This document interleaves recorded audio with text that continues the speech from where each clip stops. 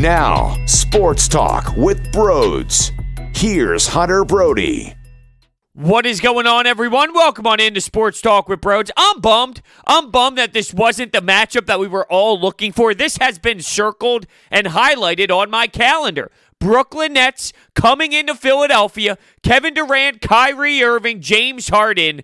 And then you got this. TLC. I can't believe that bum is still in the league. Tyler Johnson. I can't believe that bum is still in the league. Norvell Pelle. He's getting a shot to run up and down the floor. That was a garbage basketball team in the Nets. And there are things that stand out to me. For example, James Harden being defended by Ben Simmons in that third quarter. You saw a great sense of urgency by Ben Simmons. I was a little stunned that we didn't see that right from the jump, but Doc Rivers went with Danny Green on James Harden, and his reasoning behind that after the game was over was because he was saving Ben Simmons. He was looking at the fouls and looking at the energy that he plays with, and he thought it would be a better idea to wait for that second half. But as soon as they made that change, the Sixers went on an outrageous run, 14-0 run, and they ran away with it. Not that they weren't going to anyway. They definitely were due to the lack of talent on the other side.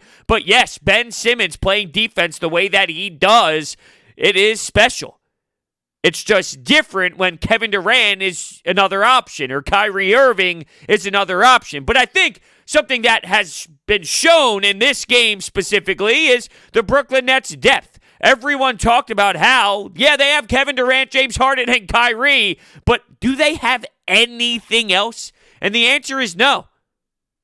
It's hard to stop those three when they're all available, so I'm not making it seem like it's easy, but there are question marks. There are flaws with this Nets team, and they can't play defense whatsoever. Not at all. They don't know how.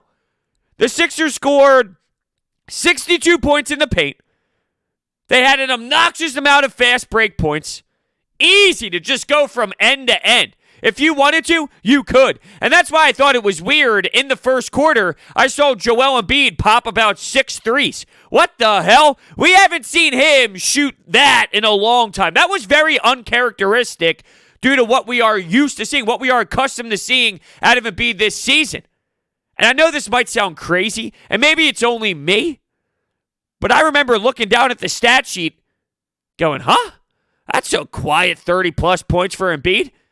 It's one of those games where, you recognize him. He's Joel Embiid. He's someone where his presence is seen and felt in mostly every single basketball game. But it did seem like a quiet 30-plus. And maybe that has to do with the style of the game. I remember Ala pointing this out early on. It feels like a pickup game of basketball. Dribbling nonchalantly, lazy passes, lazy inbound passes. No juice in the building. There were moments where that happened, but early on, the flow of the game, it was so sucked out of me. And remember, when you are waiting and the days go by, and you know that there's such a heavily anticipated matchup on the weekend, you're stoked. You're super pumped. You can't wait. You wait for that moment. You wait for those measuring stick games. And then they finally come and you get thrown a curveball and it sucks. And then you watch TLC and Tyler Johnson. Now, Tyler Johnson got abused by Ben Simmons for a monster jam. After a defensive play was made, Ben Simmons picks the ball up and takes it to Johnson. I thought it was funny because a few moments prior to that, Johnson, I'm not going to say he made a good defensive play, but his presence was felt when Ben Simmons was going to a wide open lane for a layup, and I feel like Ben Simmons heard footsteps, so he missed a layup. It was really ugly. It was really bad. It hit the front of the rim and fell backwards.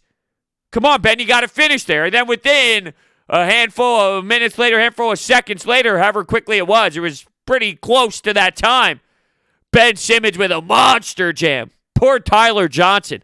Whew. And what's that look?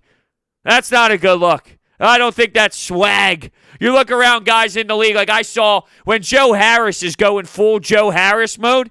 Yeah, I can rock that. I could pull that off. I appreciate style like Joe Harris. What Tyler Johnson was giving us, he gives you that hillbilly vibe as it is, and then you throw the hairdo in the mix. It was something else. Ben Simmons had a very strong game, though. There's no denying that. He finished with 16 points, 10 field goal attempts, 12 rebounds, 8 assists, and 3 steals. He brought it defensively. He brought it offensively as well.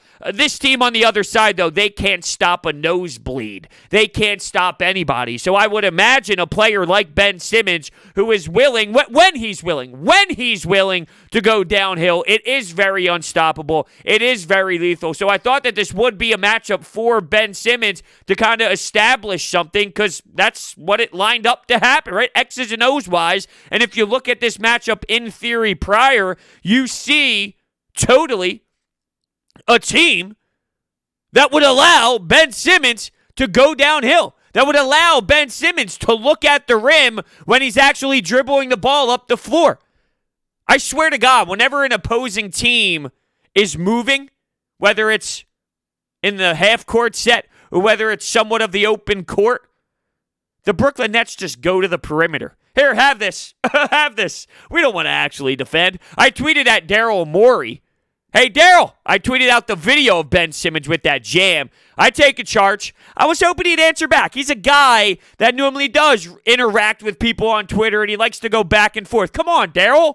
You can follow me on Twitter, by the way, at Brodes81, and I guess this is a good time to throw this out there. Starting Monday, I will be doing a 9 a.m. show, Coffee with Brodes, on Twitter, YouTube, and Twitch, where I will be streaming myself having my first cup of coffee in the morning where we can sit back. Just for now, I'm going to do it on Mondays, but we're going to implement that more throughout the weeks and as we move forward. Also, every Wednesday, a giveaway will be going out on my Twitter. And if you go to my profile, at the top of my profile, there's a pinned tweet right now. I am giving away a free Philadelphia Eagles hat. All you have to do is follow me and retweet that tweet, and you are in the mix. Just something to consider moving forward. So make sure you follow me at Brodes81 for your chance to win free, awesome Philadelphia sports items and other items too.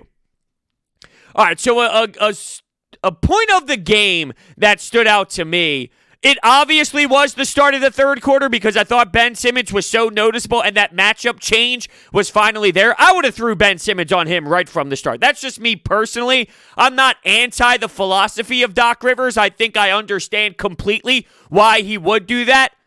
And if you think about it from this mindset, if you know you're going to Ben on James Harden as soon as that second half hits, if that's part of the game plan before the game even begins, if you see that halftime score, and if you see what happened in the first half, while there were some ugly moments and I thought that the Sixers probably could have done better, you consider that a good spot. You consider that an okay, reasonable spot. Once we make that change, the game's going to change. All right, James Harden is going to struggle. It's going to take him over 20 field goals and a ton of 3 attempts for him to get the total number of points that maybe you look at a box score and go, oh, wow, look how many points he had. Yeah, well, look at how many times he had to shoot the damn rock to do it. It's not like he had much help. I mean, seriously, Norvell, Pelle, TLC, that's garbage. That is bad. That is horrendous basketball. The fact that I watched TLC run up and down the floor on a contending team, that's what was going through my brain. This guy,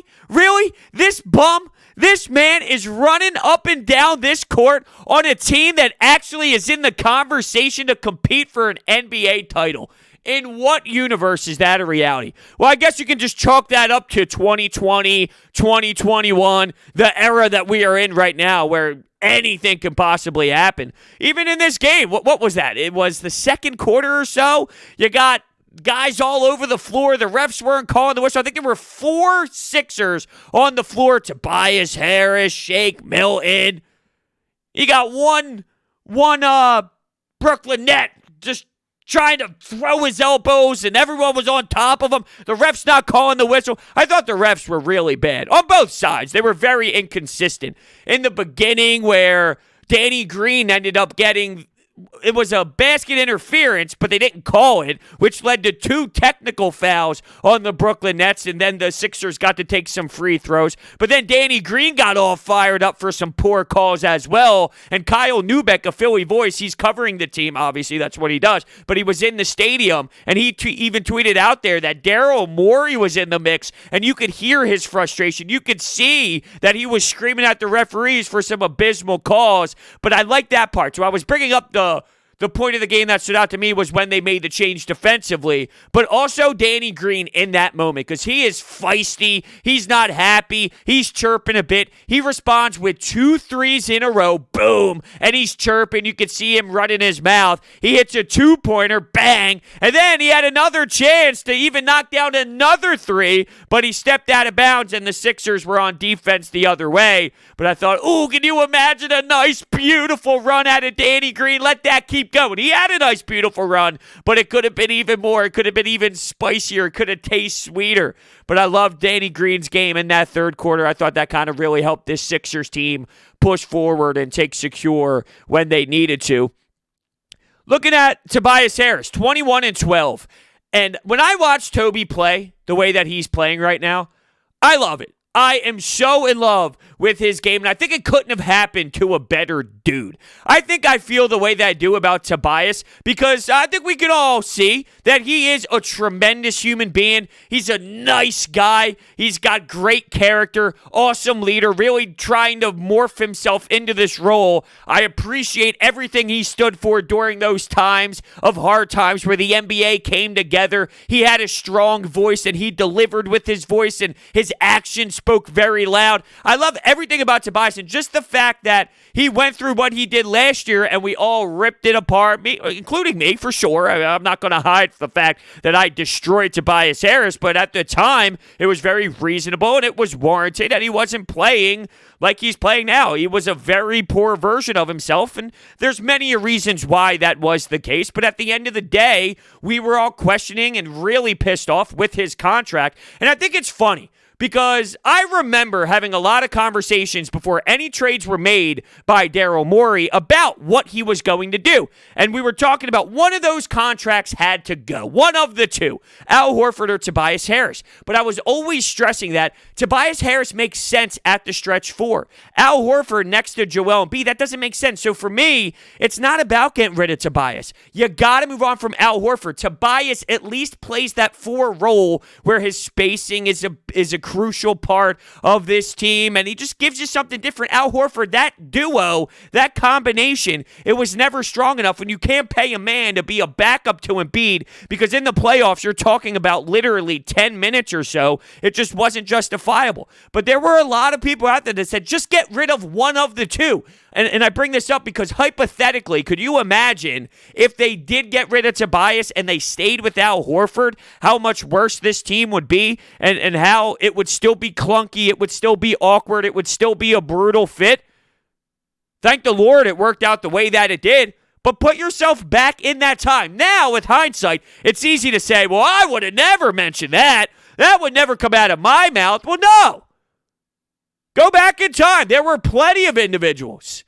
This always made the most sense to me, though, and I'm happy that they did it. And I just love watching Tobias Harris play this way because a confident Ben Simmons, I was going to relate that to Ben Simmons. I was going to say, we always talk about how an aggressive Ben Simmons is the best Ben Simmons, but with Tobias Harris, a confident Tobias Harris is the best Tobias Harris. And if this is what you're seriously going to get consistently, and to this point, how could I argue it's not? They are 13-0 with the starters. Tobias Harris is smooth. He's delivering. He's bringing it in different ways, too. It's not just one. It's not just one way of playing, just a traditional stretch forward. No, he could put the ball on the floor. Not that he's the best guy to put the ball on the floor, but he is capable of doing it. Similar to Seth Curry, where you can look at Seth Curry and say, he can put the ball on the floor. It's not the best thing in the world, and you don't want him to do that consistently, but if he has to, he can do it. Tobias Harris, I don't love when he puts the ball on the floor, but he can do it. So he can do that. He can do the natural spacing. He can attack the rim. And I have to mention, because it's my favorite part of basketball, the defense. Tobias Harris and the way that he transformed himself defensively.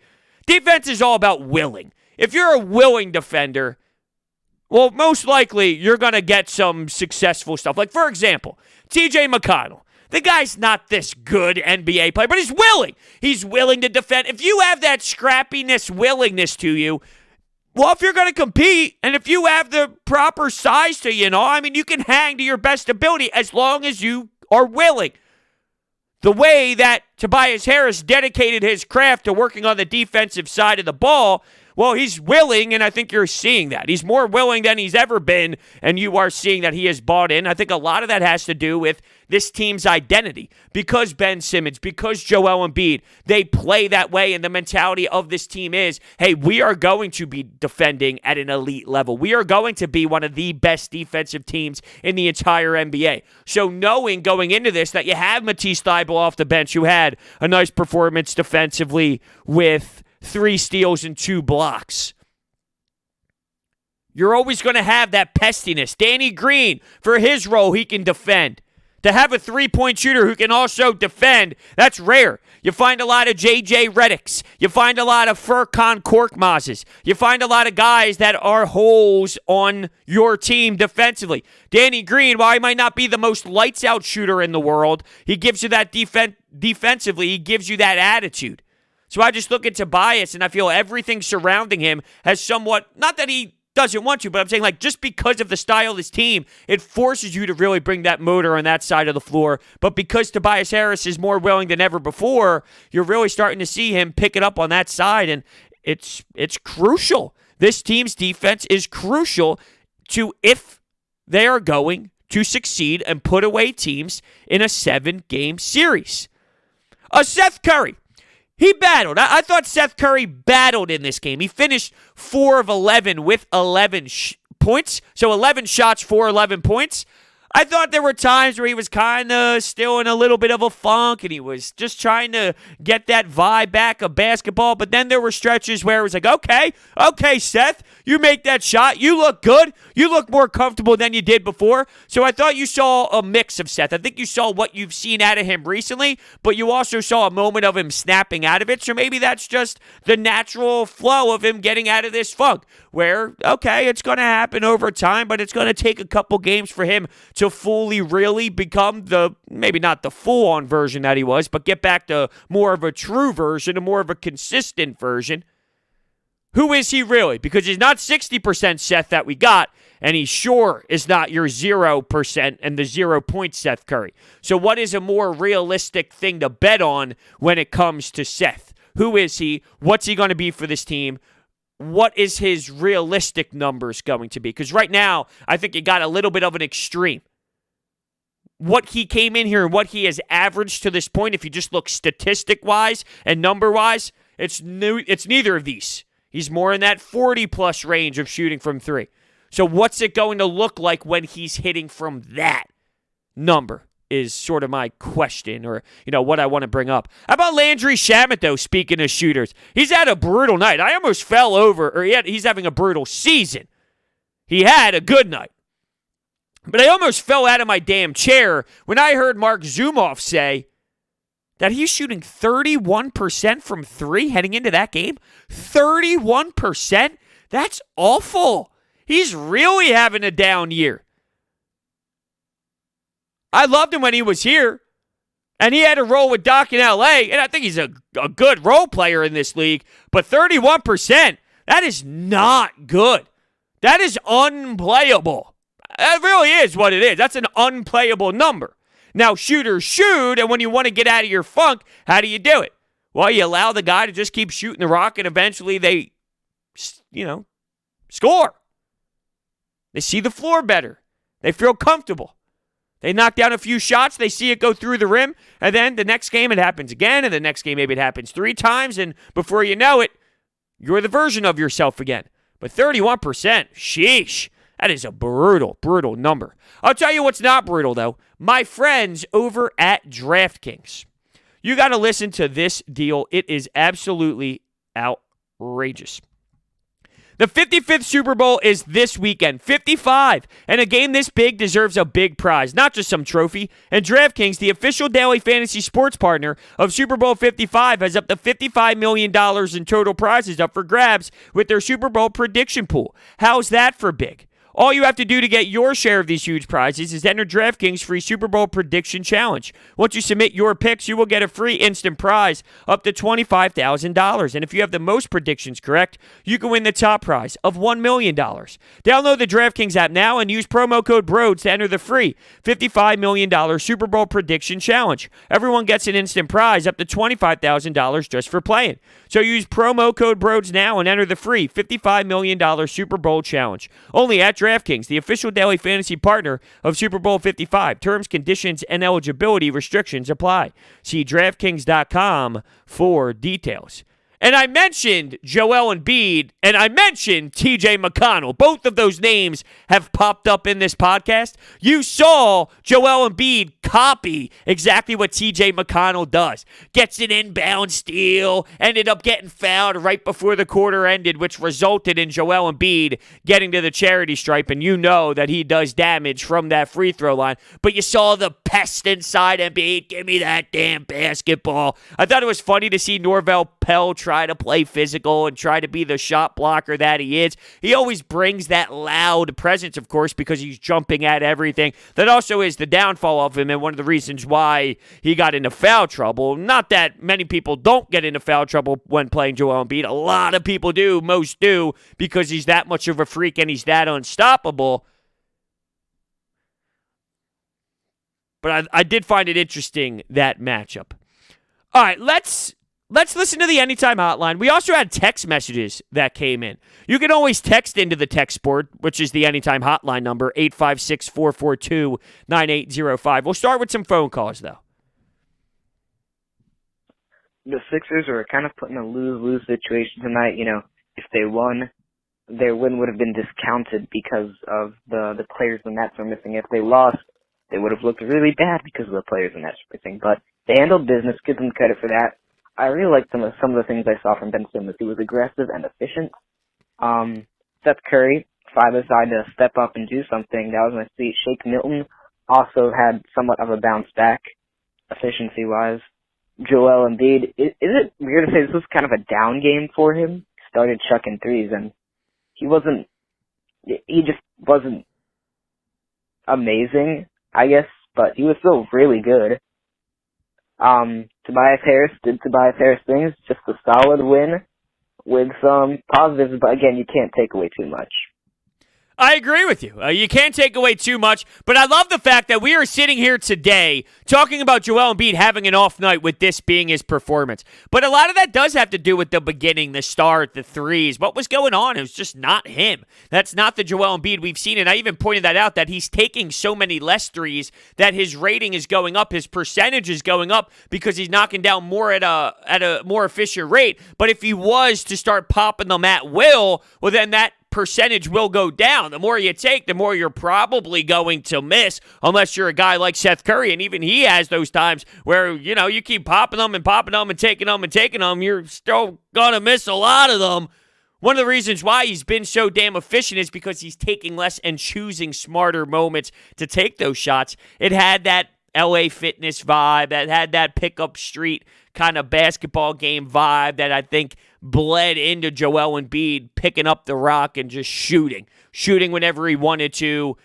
And also, I think a lot of it had to do with Ben Simmons, because if you saw him drive and you saw him go up and he stopped around the free throw line, he would kick it out to Joel Embiid at the top of the arc. That was consistently open, and that was consistently available based off of where Ben Simmons was going, him stopping like he does, looking around the perimeter to see who he's going to pass it to, and he constantly looked in Joel Embiid's way, and he would be right there at the top of the three or around the arc. So he felt the need, hey, why don't I shoot it? This Brooklyn Nets team, they don't play defense, so it's not as if anybody's pressuring him. He had all the time and space in the world. So Joel Embiid got sucked into that, and bang, what do you know? Bang, bang, bang, bang, bang, bang, bang, like a grenade launcher getting thrown out there from Joel Embiid, something we're not used to seeing. So I think that is one of the reasons why we look at Joel Embiid's performance the way that we did. You mentioned Shake Milton. Yeah, I saw some flashes of Shake that I liked. It's clear and obvious that when he wants to drive to the rack, he looks like he's in the air so nicely. When he attacks the rim and he's doing his layup, when he's in motion, in air, of actually going to the rim with the ball in his hands, it looks so damn solid. I think it's arguably one of the best in the league at how fluid it looks. And that's when I love Shake Milton. When he is aggressive in that way, it's spectacular. He's not where he needs to be, though. I think that's very safe to say. Shake Milton is not where he needs to be yet. Hey, Brodes. This is Corey from the Eastern Shore. Great win by the Sixers tonight, but not satisfied. I'm seeing some flaws. I'm tired of the Dwight Howard experiment. It's time to make a move for a backup center. I don't know how you would feel about trying to go after Andre Drummond or Kevin Love. And the backup point guard, I would try to make a move for Derrick Rose. Shake Milton is not ready to run this team. Thanks. I think you made an awesome call, and I want to touch on everything that you said. I actually had this written down. I didn't get to it yet. I figured I would after the phone calls, but you brought it up to my attention. So, Dwight Howard experience. Yeah, I'm not a big fan of this. I think it can hurt this team. There's times where it's very successful, though, where he brings that energy, where he brings that toughness, and then he's fouling every 3 seconds, and he loses the ball with dribble handoffs, and he probably leads the league in missed dunk opportunities. He's horrible when he gets fouled. So all around, there's moments where it's bad for Dwight Howard. I saw Ben Simmons playing the 5 super late, and I thought the broadcast brought up an interesting point. Doc does mention how you don't get a lot of time to practice through a regular season. You don't have scheduled practices. You're on the move. You're on the flights. You're going to city. You're playing games. You have shoot-around. You're watching film. You don't have that much time to practice. So the more time you get late in the game to throw out a Ben Simmons at the 5, that's valuable moments. That's valuable in-game situations where you can work on him playing the 5, because I think you're going to have to need it. The reason why I don't think it's insanely huge, so important, is because with how many minutes Joel Embiid is going to be playing in postseason games, you might need a backup center for about 8 to 10 minutes. You have that, I feel, in Dwight and Ben. You don't need to rely on him as much in playoffs. In the regular season, yeah, it might come back to bite you throughout. And think about how bad it's been in the past if you think this is god-awful, which, I'm not disagreeing with you, but that just really shows, and if you want to reflect on what you saw over the last handful of seasons, yeah, it was really bad. But when you look at it from that perspective, you need a 4. You definitely do. You got to go in that direction. Mike Scott being banged up and Mike Scott being Mike Scott, which is not good enough. You need to head in that direction. And the primary ball handler, I would put that first on my list. It would be primary ball handler, and I saw a report that the Knicks are going to be interested in Derrick Rose. That's a guy that I would like the Sixers to try and pounce on. But a point guard, a number 1, a guy, 1 on the floor, point guard, 4 position, and then 5. Just based on Joel Embiid being Joel Embiid this season, you don't need to rely on those backup minutes. And I know that those 8 to 10 minutes are going to be huge. You're going to have to hold down the fort, if you will. You're going to have to weather the storm. I think you can do that, though. I think that there's other needs. I'd be more worried about what Shake Milton's minutes are going to be and how you can improve those 20-plus minutes over those 8 to 10 of Joel Embiid. But that's a very reasonable concern. Hey, Brodes, what's up, man? I'm a loyal fan from Arizona. I used to be a Philly guy, but I moved out to Arizona. The one thing that I realized being out here in Arizona is the fans go a little bit crazy. I'm right where you are with the Ben Simmons thing. I'm right smack in the middle. I know what he's capable of doing. But what a lot of these lefty fans think is you can't just put a scorer on this team and not expect the team to fall short. They'll be slower defensively and all types of stuff. Ben Simmons, I feel like, do you think it, because if he plays this way, we won't win a chip? I disagree with that, because what you're seeing is Embiid finally being the mature star he's supposed to be. I think Ben Simmons is probably a year or two out from that, which, in my eyes, why are we expecting it to be so soon? He's only 24. But I do get your point. Go Sixers. We're going to do big things. Thank you so much for the phone call. I've stressed patience enough with this fan base. I'm on the side of you got to wait for these players to be in a specific time frame for them really to take that step of, hey, I'm going to carry you to a championship. So I am fully aware of growing and watching someone learn from experiences. But I think it's fair to say the one flaw 4 years into Ben Simmons' career hasn't been touched on whatsoever. So that's a problem I have. But it's not so much. I definitely want to point this out. When it comes to Ben Simmons, I say that he won't be able to play this way based on how teams are going to be better, based off of how teams are going to have 7-game series to adjust. I'm not saying that if he plays this way, they can't win. Those are two different things.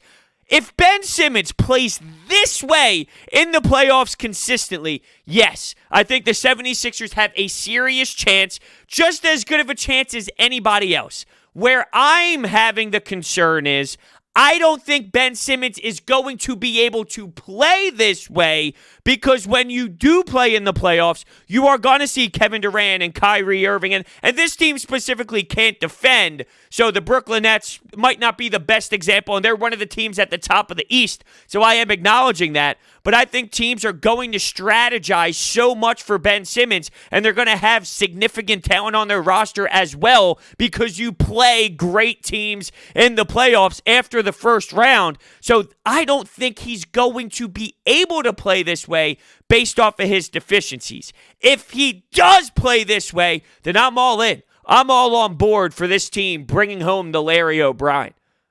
I think that flaw that we constantly bring up is going to be the difference in how a team defends you. And once they get a feel, whether it's 1-2 games into the series, once they get that vibe, when they understand, okay, this is what Doc Rivers is doing, this is how they're using Ben Simmons, once they figure out, all right, this is what the Sixers are doing, I think eventually they're going to get exactly what they want. They're going to get a system in place of getting Ben Simmons uncomfortable with that offensive game. We'll see, though. I would love to be wrong. I'm just in the camp of I need to see it. I need to see Ben Simmons not fail in the playoffs because he has failed brutally to this point. And I know that you will fail as a young guy, but I want to see steps taken. I want to see that serious step taken.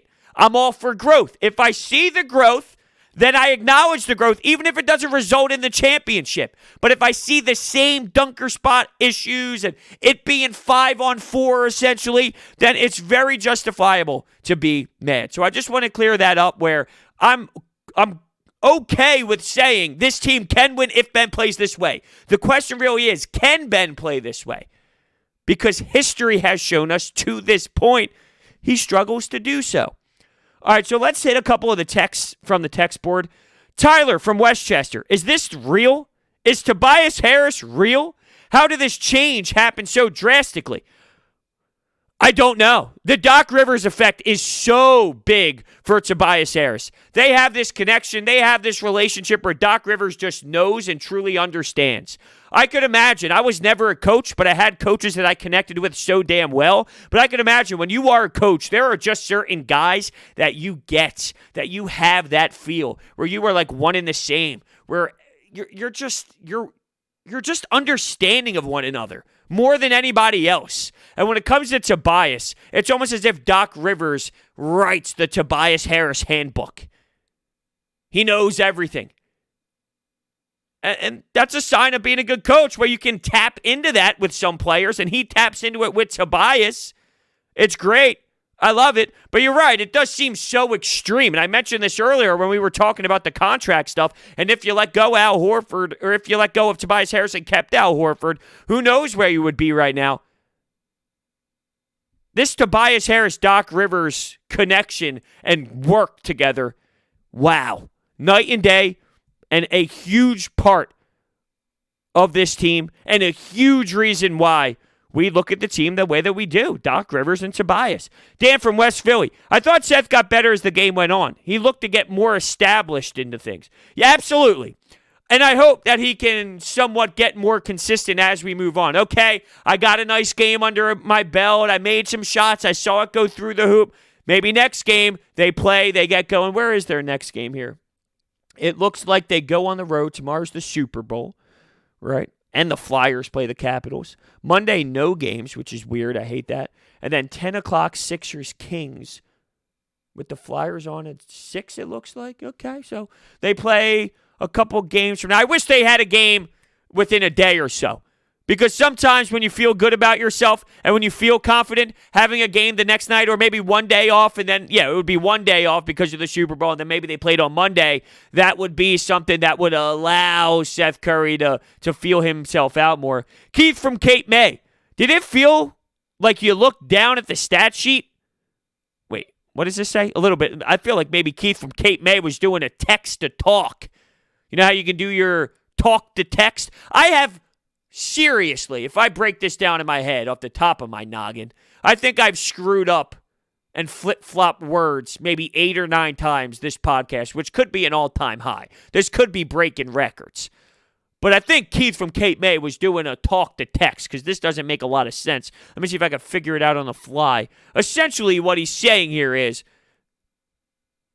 did you ever look down at the stat sheet and realize, wow, Joel Embiid is having this night? It's crazy. It doesn't feel that he had this many points. Yes, I feel that way. And a couple people who already chimed in feel that way as well. So I'm happy that it's not only me. I was afraid that it was only me, that I would come on here and go, oh, didn't feel like Joel Embiid had that much of this overpowering night. But now that I'm seeing a couple people agree with me, maybe I'm not as much of a psychopath as I thought I was. Sometimes I can be. Sometimes I get in my moods. I'm sure you all know. I'm sure there's times you're listening where you sit and scratch your head going, damn, Brodes, what the hell happened to you today? Because you lost your damn mind. You took it to another level. Plenty of moments where I do that. With Joel, it seems like a common theme here for the people. A little bit of a weird night for him. Although he still had a dominant performance. That's the type of Joel Embiid that we have this season. And then lastly here, from Mark K. I guess he did not put where he was from, but Mark K. I'm having a tough time judging this team, considering the Nets were missing KD and Kyrie Irving. I guess I'll just be happy, considering they could have lost, and that would be the alternative. Undefeated with all the starters, with 4 exclamation points. Ooh, let's leave on a high note. I like that. That's a good text. That's a good way to end it. Undefeated with the starters. Let's see if they continue to play this magnificent basketball. They took care of business, and that's the right way to feel about it. You might not be excited because I wasn't excited based off of circumstances, knowing that they're missing so many key pieces. This was something I really wanted to see for so damn long. You beat the Lakers, you beat the Celtics, although they didn't have Jason Tatum, and you have the Brooklyn Nets on your schedule. And you got a James Harden who's popping it whenever he wants to. And real quick, to think that, you look at James Harden, he stinks. Your team would stink if you had him. I would never give up Ben Simmons for James Harden. Did you see his performance? Please, let's be a little more rational. James Harden is one of the best scorers in NBA history. Did Ben Simmons stop him? Sure. Things change, though, when you have more than TLC surrounding you. DeAndre Jordan, Tyler Johnson, and whoever else they had on that team. Things change. It's not as easy. What is easy, though, is utilizing Orbit Energy and Power. With over 20 years of experience in the solar industry, they're home to your solar experts in residential and commercial projects. Their solar program helps eliminate your electric bill completely. They offer flexible financing solutions such as $0 down. They also provide water purification systems, backup energy services, battery storage, and more. So check out their information. It's all down below. Thank you guys so much for listening, and I will see you next time.